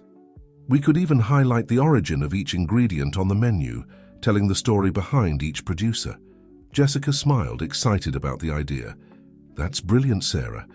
Not only would it solve our immediate problem, but it would also create a stronger connection with the local community.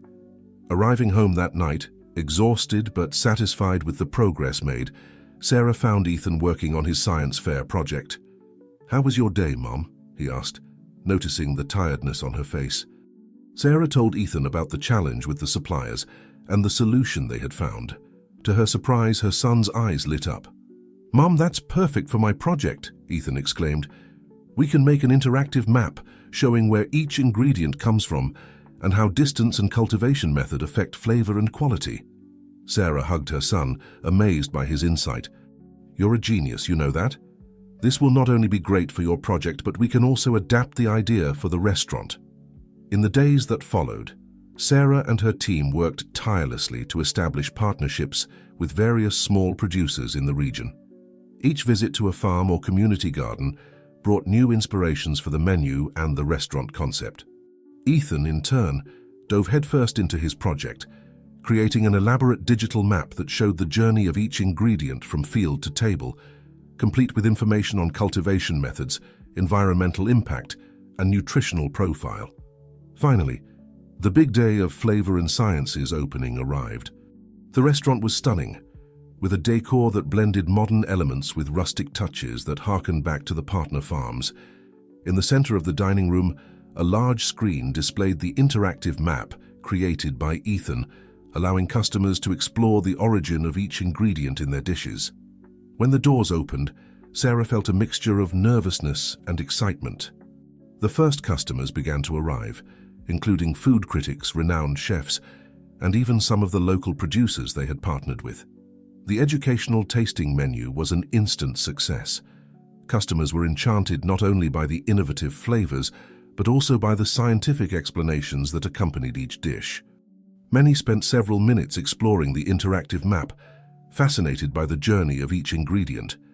At the end of the night, exhausted but radiant, Sarah gathered her team for a toast. "You were amazing," she said, raising her glass. "2 weeks ago, we thought we were facing a disaster, but together we turned this challenge into something extraordinary. This is just the beginning of our journey, and I can't wait to see what else we'll create together." As the team celebrated, Sarah felt a small hand hold hers.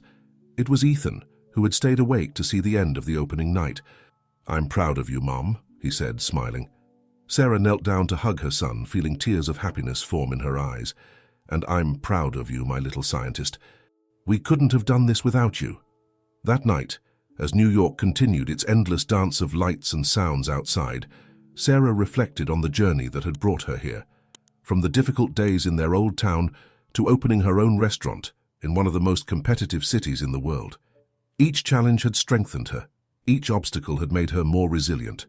And now, with Ethan by her side and an incredible team supporting her, Sarah knew she was ready for any adventure the future might bring.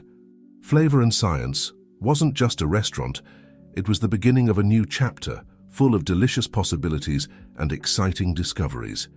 6 months passed since the triumphant opening of Flavor and Science. The restaurant had quickly become one of the hottest gastronomic spots in New York, accumulating positive reviews and a waiting list of weeks for reservations. Sarah and Ethan had adapted well to life in the city. Ethan was flourishing in his new school, particularly excelling in science classes. while Sarah divided her time between the restaurant and occasional lectures at culinary schools and gastronomic events. One Saturday morning, as Sarah and Ethan were having breakfast in their apartment overlooking Central Park, the phone rang. It was Emily. "Sarah, darling," Emily's voice sounded excited. "I have thrilling news.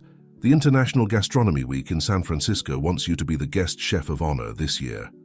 Sarah almost choked on her coffee. "San Francisco? But that's—" I know," Emily interrupted. "It's on the other side of the country. But think about it, Sarah. This is an opportunity to show everyone there how much you've grown, how much you've achieved. Plus, it would be great publicity for the restaurant and for our future expansion plans." Sarah was silent for a moment, her mind a whirlwind of emotions. Going to San Francisco, to the city where it all began, where she faced so many difficulties. The idea was both tempting and frightening. "Can I think about it a bit, Emily?" Sarah finally responded. "I need to talk to Ethan too." "Of course, dear," Emily said understandingly. "But don't take too long, they need an answer soon." After hanging up, Sarah turned to Ethan, who was watching her curiously. "What is it, Mum?" he asked. Sarah explained the situation to her son, carefully observing his reactions. Ethan's eyes lit up. "Going to San Francisco? That would be incredible, Mom. We could visit Grandma, and I could show my old friends how much better I am now." Sarah smiled, touched by Ethan's enthusiasm, but a part of her still hesitated. "I don't know, sweetie," she said softly. "There are many difficult memories there." Ethan took his mother's hand, surprising her with his maturity. "But there are also many good memories, right? And look how much things have changed. You're not that person afraid of the future anymore. You're a famous chef now." Ethan's words touched Sarah deeply. He was right. She was no longer that scared and insecure woman. She had faced her fears, overcome obstacles, and built a new life for them. "You know what?" Sarah said, smiling at her son. "You're right. Let's do this." In the weeks that followed, Sarah and her team worked tirelessly on the preparations for the event in San Francisco. She decided to create a special menu that would tell her journey through food, from simple dishes that harkened back to her difficult days to elaborate creations that represented her current success. Finally, the day of the trip arrived. As she boarded the plane with Ethan, Sarah felt a mixture of anxiety and expectation. When they landed in San Francisco, they were greeted by a small crowd of journalists and fans. "Chef Sarah, how does it feel to return to San Francisco as a culinary celebrity?" shouted a reporter. Sarah smiled, holding Ethan's hand. "I feel grateful and emotional. This city saw me in my most difficult moments, and now I can return to show that with perseverance and love, we can overcome any obstacle." The days that followed were an emotional roller coaster. Sarah revisited places from her past, the small apartment where she lived with Ethan, the restaurant where she used to work, the park where she took her son to play in her rare moments of free time. Down each place, memories hit her hard, but now she could look back with a new perspective. Each difficulty had been a stepping stone on her journey to the present. The highlight of the week was, undoubtedly, the gala dinner that Sarah prepared to close the event. The hall was filled with renowned chefs, food critics, and personalities from the culinary world. Before serving the first course, Sarah took the stage for a brief speech. Her gaze swept across the hall, stopping on familiar faces. Mrs. Johnson, who was crying with pride, some of her former kitchen colleagues, and even Robert, who waved discreetly, a genuine smile on his face. "Good evening, everyone," Sarah began, her voice trembling slightly with emotion. "The journey that brought me here today wasn't easy.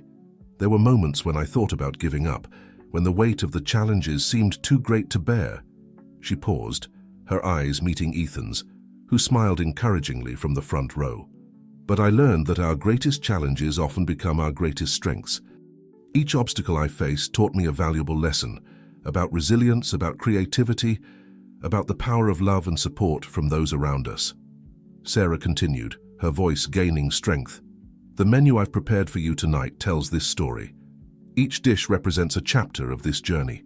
From the simple rice and beans that was often our only meal, to the more elaborate creations we now serve in New York.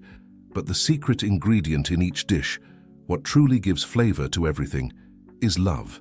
Love for cooking, Love for my son, love for life and all its possibilities. When she finished her speech, the hall erupted in applause. Sarah saw tears in the eyes of many of those present and felt her own tears running down her face. The dinner that followed was more than a meal. It was a celebration of Sarah's journey, a tribute to American cuisine, and a fusion of cultures and flavors that left all those present in awe. At the end of the night, exhausted but radiant, Sarah joined Ethan in a quiet corner of the hall. "You were amazing, Mom," Ethan said, hugging her tightly. Sarah smiled, stroking her son's hair. "Thank you, my love. But you know, none of this would be possible without you. You're my inspiration, my strength." As they watched the party continue around them, Sarah reflected on how much their lives had changed. From a single mother struggling to survive in San Francisco, she had become an internationally recognized chef. But more important than professional success was the journey she and Ethan had traveled together. "You know, Ethan," Sarah said softly, "I think I finally understood something important." "What, Mom?" Ethan asked, curious. "That true success isn't in awards or recognition. It's in moments like this, when we can look back and see how much we've grown, how much we've overcome. And above all, it's in the love we share and the lives we touch along the way." Ethan nodded, a wisdom beyond his years shining in his eyes. "And we still have many adventures ahead, don't we, Mum?" Sarah laughed, hugging her son once more. "Yes, my little chef scientist. Many delicious adventures await us." And so, under the twinkling lights of San Francisco, Sarah and Ethan prepared for the next chapter of their journey, knowing that together they could face any challenge that the future might hold for them. The return to New York after the resounding success in San Francisco brought a new wave of emotions and opportunities for Sarah and Ethan. Flavor and science had become an international phenomenon, with reservation requests coming in from all corners of the world. One morning, a few weeks after their return, Sarah received an unexpected call from Emily. "Sarah, darling, brace yourself for some bombshell news." Emily's voice was overflowing with excitement. "We've just received an invitation to open a branch of Flavor and Science in Tokyo." Sarah almost dropped the phone in surprise. "Tokyo? But that's... wow!" Emily continued, barely containing her enthusiasm. "The Japanese culinary community was fascinated by our approach of mixing science and cooking. They think it would be a huge success there, especially if we incorporated elements of Japanese cuisine into our concept." Sarah's mind was spinning with the possibilities.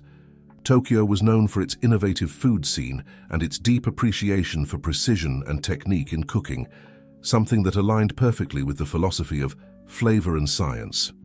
"This is amazing, Emily," Sarah finally managed to say, "but it would be a big step. We'd need to spend considerable time in Tokyo to set everything up." I know, Emily gently interrupted. "That's why I want you and Ethan to travel there for a month. Get to know the culture, the cuisine, talk to local chefs. See if it's something you really want to do." After hanging up, Sarah immediately went to tell Ethan the news. He was doing homework at the kitchen table. "Tokyo?" Ethan's eyes widened with excitement. "Mom, that's incredible. We can see the giant robots and eat real sushi." Sarah laughed at her son's excitement. "Well, I'm not sure about the giant robots, but we'll definitely have plenty of sushi. What do you think? Are you ready for another big adventure?" Ethan nodded enthusiastically. "Always ready for new adventures with you, Mom." In the weeks that followed, Sarah and Ethan prepared for their exploratory trip to Tokyo. They studied basic Japanese together, researched the culture and, of course, the local cuisine. When they finally arrived in Tokyo, they were greeted by a representative from the Japanese partner company. The city was a spectacle of lights, sounds, and aromas that amazed them from the first moment. The days that followed were a dizzying mix of business meetings, visits to local restaurants, and cultural explorations. Sarah was impressed by the dedication and respect that Japanese chefs had for their ingredients and techniques. One afternoon, while visiting the famous Tsukiji fish market, Sarah had an epiphany.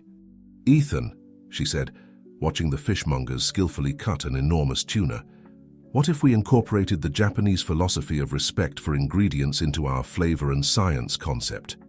We could create dishes that not only explain the science behind the food, but also celebrate the journey of each ingredient, from its origin to the plate."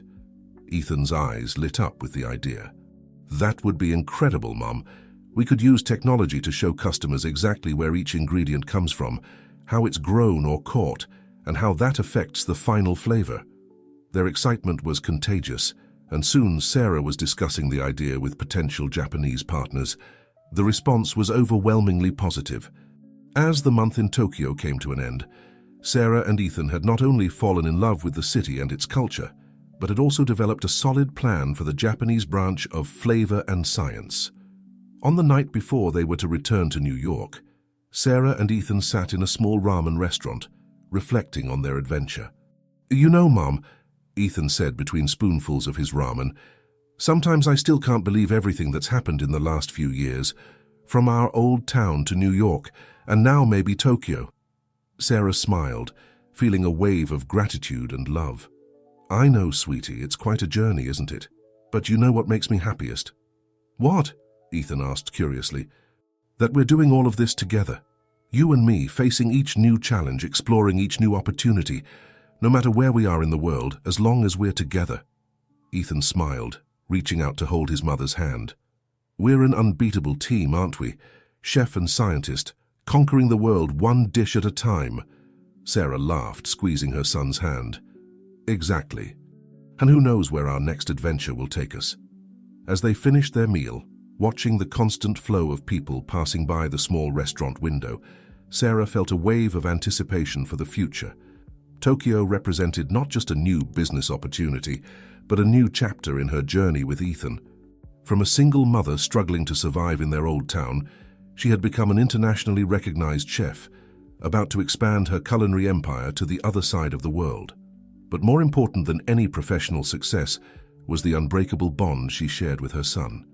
Together, they had transformed each obstacle into an opportunity, each challenge into a chance to grow and learn. And now, with the world literally at their feet, Sarah knew that no matter what the future held, she and Ethan would be ready to face it, with creativity, courage, and, of course, lots of love. The months that followed the exploratory trip to Tokyo were a whirlwind of activity for Sarah and Ethan. Back in New York, they dove headfirst into preparations for the international expansion of Flavor and Science. Sarah spent countless hours in video conferences with the Japanese team, discussing everything from the new restaurant's design to the logistics of importing American ingredients to Tokyo. Ethan, in turn, took on the task of thoroughly researching the science behind Japanese cuisine, fascinated by the ancient techniques of fermentation and food preservation.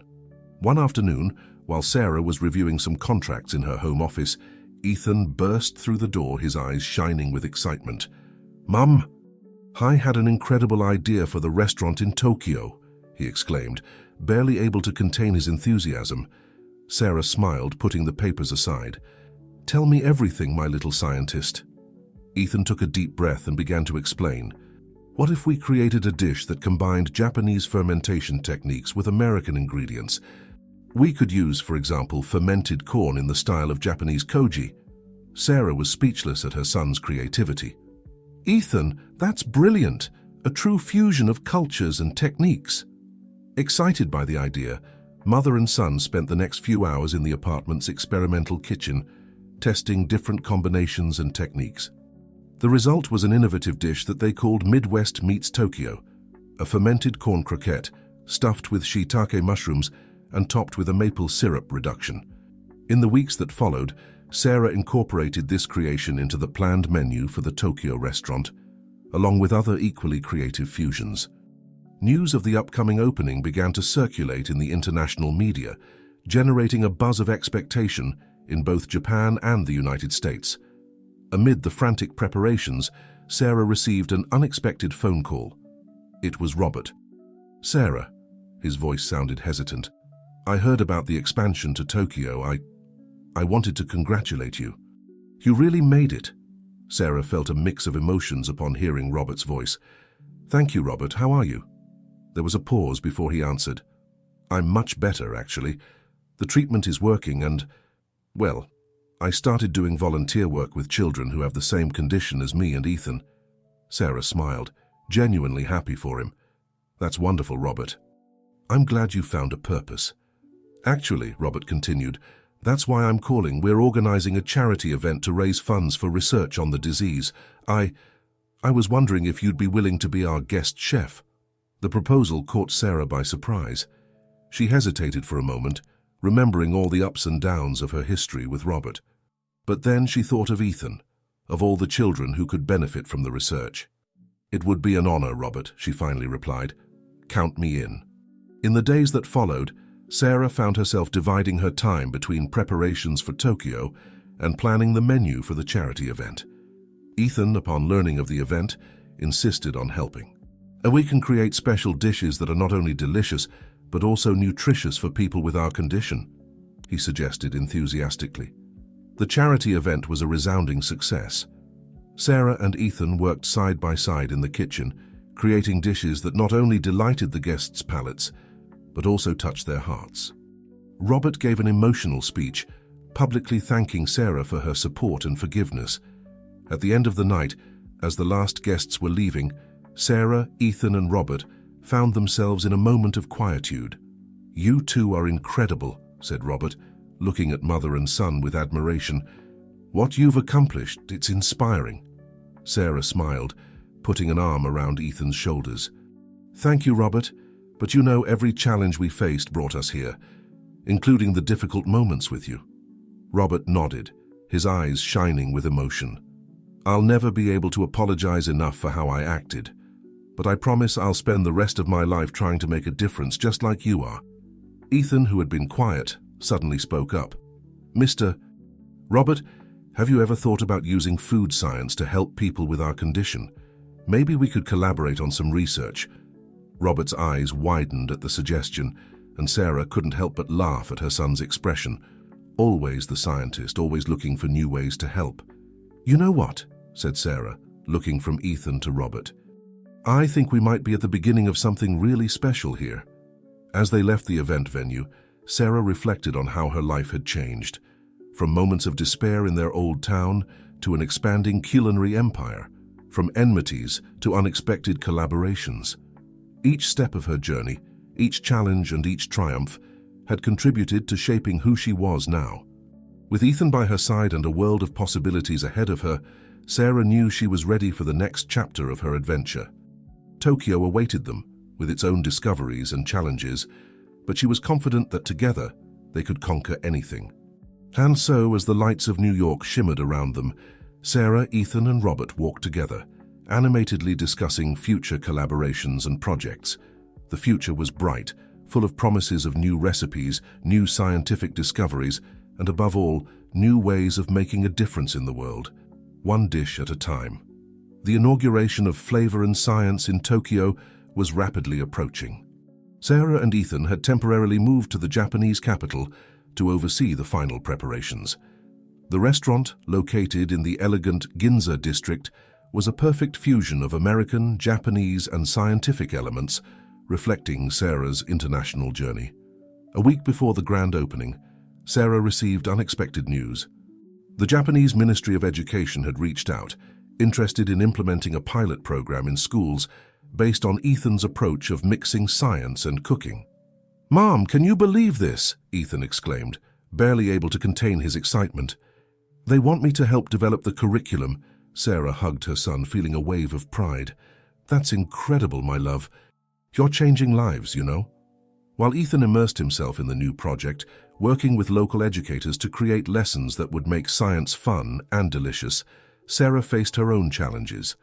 The pressure for the Tokyo opening to be a success was immense, with critics and chefs from around the world planning to attend. One night, while working late in the restaurant kitchen, experimenting with a new recipe, Sarah received a surprise visit. It was Hiroshi, a renowned sushi chef from Tokyo who had become a mentor and friend during her stay in Japan. "Sarah-san," Hiroshi said with a gentle smile, "you need to rest. Perfection doesn't come from exhaustion, but from balance." Sarah sighed, putting the knife down. "I know, Hiroshi-san. It's just that there's so much at stake." Hiroshi nodded understandingly. "I understand. But remember, true flavor comes from the chef's heart. And your heart, Sarah-san, is full of love and passion. Trust in that." Hiroshi's words resonated deeply with Sarah. She realized that, amidst the pressure and expectations, she had strayed a bit from what really mattered, the joy of cooking and sharing that passion with others. The next day, Sarah decided to do something different. She invited Ethan and a small team for a tour of the local market. Together, they explored unique ingredients, talked with producers, and let themselves be inspired by the aromas and textures. Back in the restaurant kitchen, Sarah proposed a fun challenge. Everyone should create a dish using at least one local ingredient they had never tried before. The result was an explosion of creativity and laughter, with dishes ranging from a green jackfruit sushi to a mochi stuffed with chocolate fudge. This, Sarah thought, watching her team work excitedly, is the true spirit of flavor and science. Finally, the big day of the inauguration arrived. The restaurant was stunning, with every detail carefully thought out to provide a unique experience for customers. In the center of the dining room, a large interactive screen displayed fascinating information about the ingredients and techniques used in each dish. When the doors opened, Sarah felt a mix of nervousness and excitement. The restaurant quickly filled with VIP guests, food critics, and enthusiastic culinary enthusiasts. The tasting menu was a journey through the 3 countries that had shaped Sarah's cuisine. It started with a sophisticated reinterpretation of traditional American dishes, moved on to innovations developed in New York, and culminated with bold fusions that incorporated Japanese techniques and ingredients. The star dish of the night, without a doubt, was the Midwest Meets Tokyo created by Sarah and Ethan. Customers were amazed not only by the unique flavor, but also by the story behind its creation. As the night progressed, murmurs of approval turned into enthusiastic praise. Critics who had arrived skeptical left enchanted, already drafting positive reviews on their cell phones. At the height of the night, Sarah took the small stage set up in the restaurant for a brief speech. Her eyes scanned the room, stopping on familiar faces. Emily, who had flown in from New York for the occasion, Hiroshi, smiling proudly from a corner, and of course Ethan, his eyes shining with admiration. "Good evening, everyone," Sarah began, her voice trembling slightly with emotion. "Flavor and science is not just a restaurant. It's a celebration of curiosity, creativity, and the connection that food can provide." She paused, smiling at Ethan. "My son once told me that cooking is like doing a delicious scientific experiment, and he was right.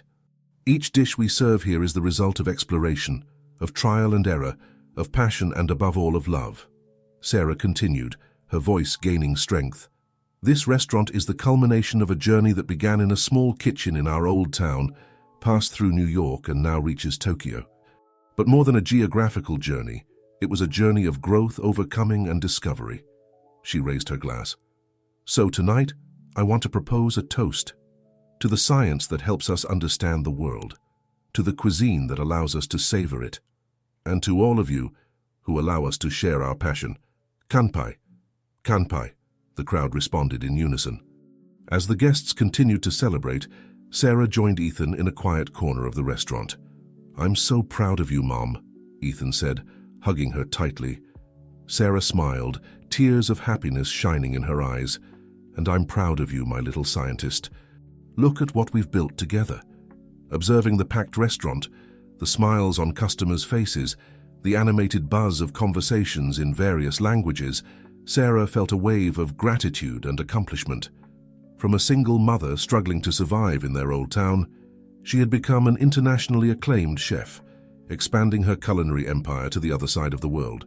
But more important than any professional success was the unbreakable bond she shared with Ethan and the positive impact they were having on the world through food, science, and love.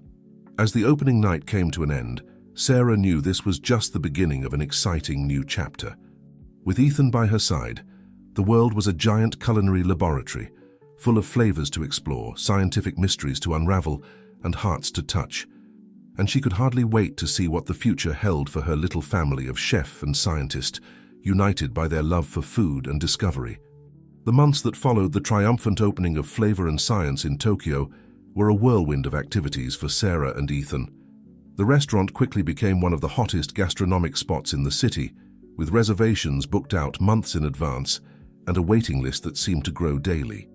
While Sarah balanced her time between supervising operations in Tokyo and keeping an eye on the New York and San Francisco units, Ethan was completely immersed in his project with the Japanese Ministry of Education. One afternoon, as Sarah was reviewing some reports in her makeshift office at the restaurant, Ethan burst through the door, his eyes shining with excitement. "Mom, you won't believe it," he exclaimed, almost breathless. "The pilot program in schools was an incredible success. They want to expand it nationwide." Sarah smiled, feeling a wave of pride. "That's wonderful, sweetie. Tell me more." Ethan began to explain animatedly how the classes that mixed science and cooking had captured the students' imagination. Children who previously found physics and chemistry boring were now eager to learn about chemical reactions through the fermentation process or understand thermodynamics concepts through cooking. "And you know what's even more incredible?" Ethan continued, barely containing his excitement. "They want to create a textbook based on our method. A book that can be used in schools all over Japan." Sarah was speechless at the news. "Ethan, that's extraordinary. You're literally changing the way children learn science." Ethan's face turned serious for a moment. "You know, Mum, this made me think. What if we could do something like this, not just in Japan, but all over the world, especially in places where children have less access to quality education?" Sarah felt her heart swell with love and admiration for her son. At 12 years old, Ethan was already thinking of ways to positively impact the world. "That's a wonderful idea, my love," she said, hugging him. "Why don't we start planning something?" In the weeks that followed, between the demands of the restaurant and the educational project, Sarah and Ethan began to sketch out plans for a foundation. The goal would be to bring the teaching method that mixed science and cooking to schools in underprivileged communities around the world. Meanwhile, the success of Flavor and Science continued to grow. One day, Sarah received an unexpected call from Emily. "Sarah, darling, brace yourself." Emily's voice was overflowing with enthusiasm. "We've just received an invitation to open a branch of the restaurant in Dubai. They're fascinated with our concept and want us to be part of a new luxury gastronomic complex." The news caught Sarah by surprise. Dubai. It was an incredible opportunity, but it also presented new challenges. How to adapt the Flavor and Science concept to Middle Eastern culture and ingredients. That night, during dinner, Sarah shared the news with Ethan. "Dubai?" Ethan's eyes lit up. "That would be amazing, Mom. We could explore ancient Arab culinary techniques and mix them with our scientific approach." Sarah smiled, once again impressed by her son's enthusiasm and creativity. "You're right, sweetie. But we also have to think about how this would affect our other projects. The restaurant here in Tokyo, the educational program, our idea for the foundation." Ethan became thoughtful for a moment. "What if we turned this into an opportunity to expand all our projects? We could use the restaurant in Dubai as a research and development center, not just for new dishes, but also for new ways of teaching science through cooking." Ethan's idea made Sarah's eyes shine. "You're a genius, you know that. This could be the start of something really special." In the months that followed, Sarah and Ethan found themselves dividing their time between Tokyo, New York, and exploratory trips to Dubai. Each new challenge seemed to open doors to even greater opportunities. The foundation project began to take shape, with plans for pilots in schools in Brazil, India, and South Africa. Ethan's textbook was in the process of being translated into several languages, and the concept for the restaurant in Dubai evolved to include a culinary scientific laboratory open to the public, where visitors could participate in delicious experiments. One night, as they watched the sunset over Tokyo Bay from their temporary apartment, Sarah pulled Ethan close. "You know, son," she said softly, "sometimes I wonder how we got here. From our small kitchen in our old town to all of this." Ethan smiled, resting his head on his mother's shoulder. "I think it was a little bit of science, a little bit of cooking, and a whole lot of love." Sarah felt tears form in her eyes. "You're right. And you know what? No matter where our next adventure takes us, I'm grateful to have you by my side." As the sky tinged with shades of orange and pink, Sarah reflected on her journey. From moments of despair to unexpected triumphs, each step had led them to this moment. And now, with the world literally at their feet, she knew the future held infinite possibilities. Flavor and Science had become more than a restaurant. It was a movement, a way of seeing the world through the lenses of curiosity, creativity, and compassion. And with Ethan by her side, Sarah knew they would continue to spread this spirit, one dish, one class, and one heart at a time. As the first stars began to dot the night sky, Sarah and Ethan remained embraced, dreaming of the adventures tomorrow would bring. The world was their kitchen, and they were just beginning to explore the menu of possibilities.